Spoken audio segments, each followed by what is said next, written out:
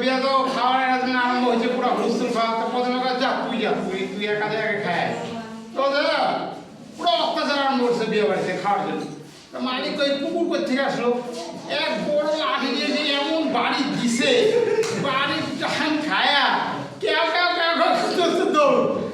বাকি দুইটা কে তুই এমন এসে বললি যে ওই আর কোষটা যাওয়ার সাথে সাথে বসায় দেয়,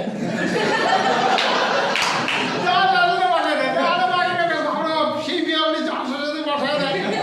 থাক আমি দেয় ও গেছে, ও যা তো দেখে কি রে বসায় তো দেয় না কাউরে, বসায় দেয়, বসায় তো কাউরে দেয় না।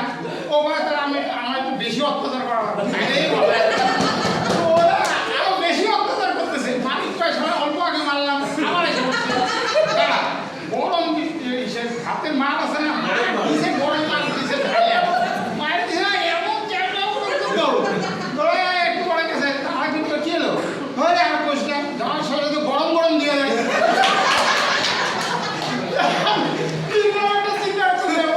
বসায় দেয়, গরম গরম দিয়ে দেয়, আমার তো এখনই যাওয়া হবে।